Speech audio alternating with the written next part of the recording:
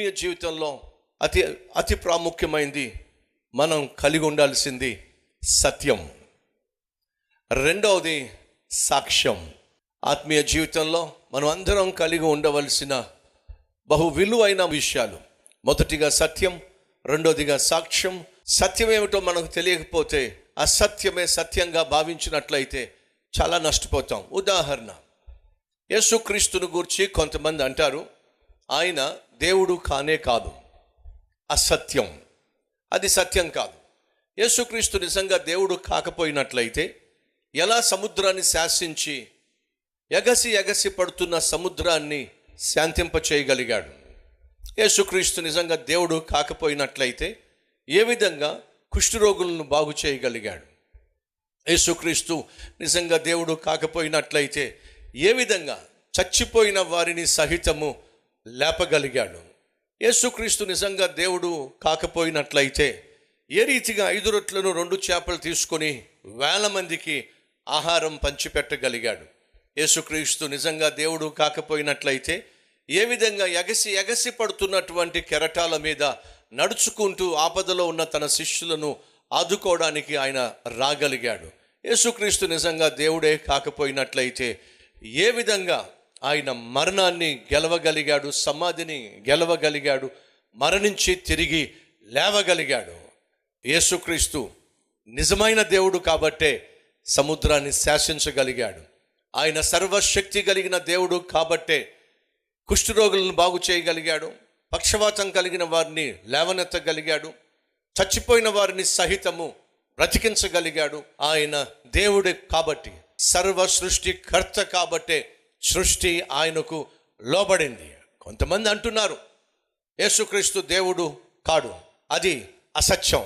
సత్యం ఏమిటంటే యేసుక్రీస్తు నిజమైన దేవుడు, సిసలైన దేవుడు. మరికొంతమంది అంటారు యేసుక్రీస్తు వివాహం చేసుకున్నాడు, అబద్ధం, అది అసత్యం. యేసుక్రీస్తు వివాహము చేసుకోలేదు, యేసుక్రీస్తు పెళ్లి చేసుకోలేదు. ఆయన జన్మలో పాపం లేనివాడు, జీవితంలో పాపము లేనివాడు, పాపము చేయనివాడు. కామ, క్రోధ, లోభ, మోహ, మద, మత్సరములు లేనివాడే భగవంతుడు అని మన పూర్వీకులు చెప్పారు.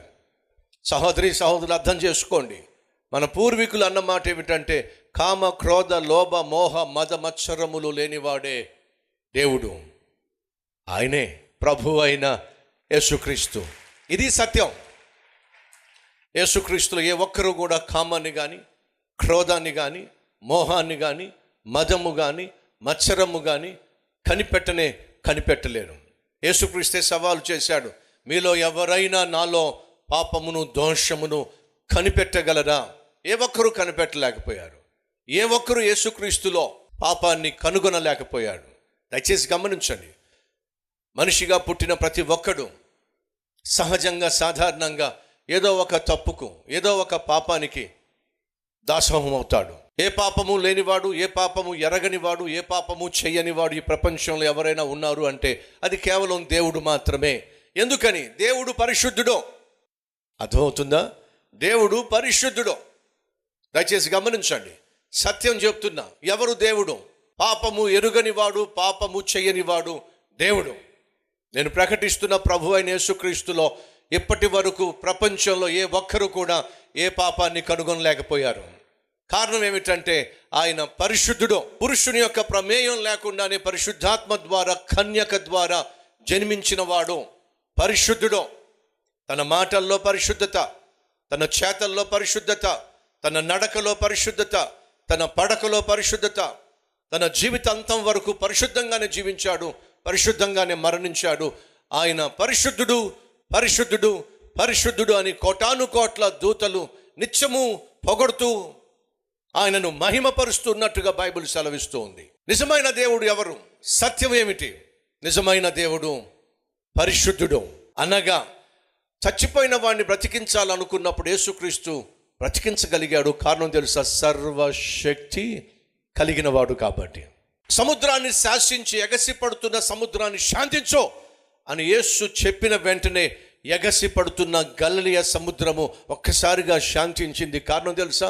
సర్వ సృష్టి కర్త కాబట్టి, ఆయనే సృష్టించాడు కాబట్టే ఆయనకు సముద్రము లోబడింది. సర్వశక్తి కలిగిన వాడు కాబట్టే ఈ భూమి మీద ఆశ్చర్య కార్యాలు చేశాడు. ఈ ప్రపంచంలో మీరు ఏ దేశానికి వెళ్ళినా సరే ఆ దేశంలో యేసుక్రీస్తును ఆరాధించే వాళ్ళు ఉంటారు, యేసుక్రీస్తుకు ప్రార్థన చేసేవారు ఉంటారు, యేసుక్రీస్తును పూజించే వాళ్ళు ఉంటారు, యేసుక్రీస్తు యొక్క ప్రేమను చూపించే వాళ్ళు ఉంటారు. మీరు ఏ దేశానికైనా వెళ్ళండి, సుమారు 200 దేశాలు ఉన్నాయి.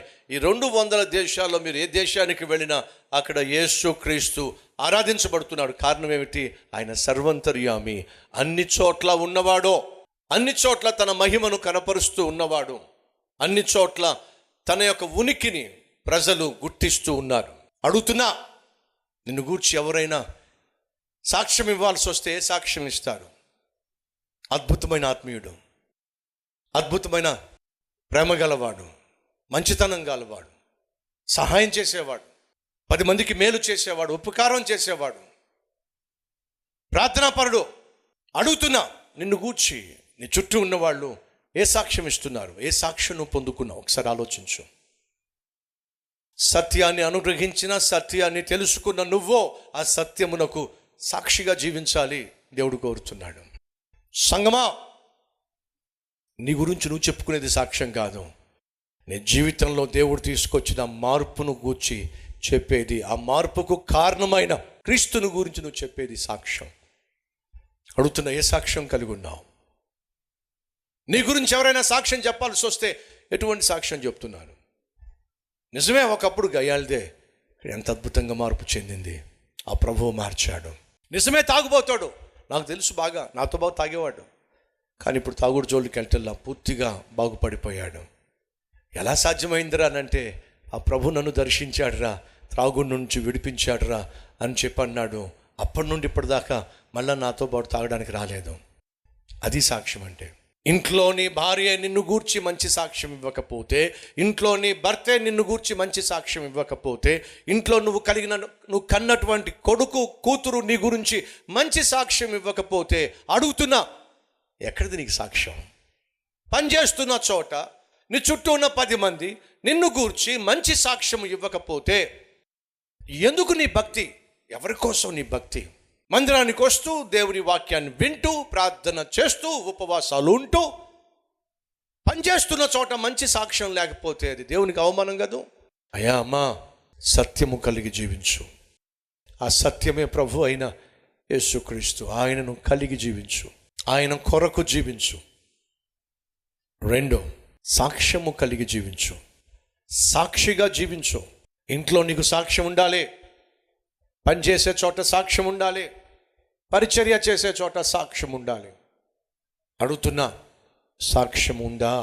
లేక నీ చుట్టూ ఉన్న వాళ్ళే నిన్ను చూసి అభ్యంతరపడుతున్నారేమో, నిన్ను చూసి లోపట ఆయాసపడుతున్నారేమో. మంచిది కాదు సుమా, హృదయాన్ని సరిచేసుకుందాం.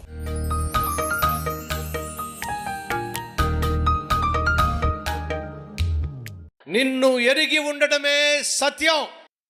ఈ సత్యమును తెలుసుకోవడమే మా జీవితంలో ఉత్తమం. నిన్ను గూర్చి మాకు తెలియచేసినందుకు వందనాలయ్యా. మా జీవితంలో అడుగు పెట్టినందుకు వందనాలయ్యా. మమ్మల్ని ప్రాణంగా ప్రేమించినందుకు వందనాలయ్యా. నీ ప్రాణాన్నే మా కోసం ఇచ్చినందుకు వందనాలయ్యా. నీ వలే మేము జీవిస్తామని, నీ వలే నేను బ్రతుకుతానని నమ్మి మా కోసం ప్రాణం ఇచ్చావు. నీ నమ్మకాన్ని వమ్ము చేయకుండా సహాయం చేయ్యా. ఈ సాక్షిగా భూమి మీద ఉన్నంత కాలం బ్రతికే భాగ్యాన్ని అనుగ్రహించయ్యా. ఈరోజు మేము చేసిన ప్రార్థన ఆలకించినందుకు నీకే స్తోత్రం, నీకే వందనం యేసయ్యా. నీకే మహిమ, ఘనత, ప్రభావములు యుగ యుగములు చెల్లును గాక. ఆమేన్.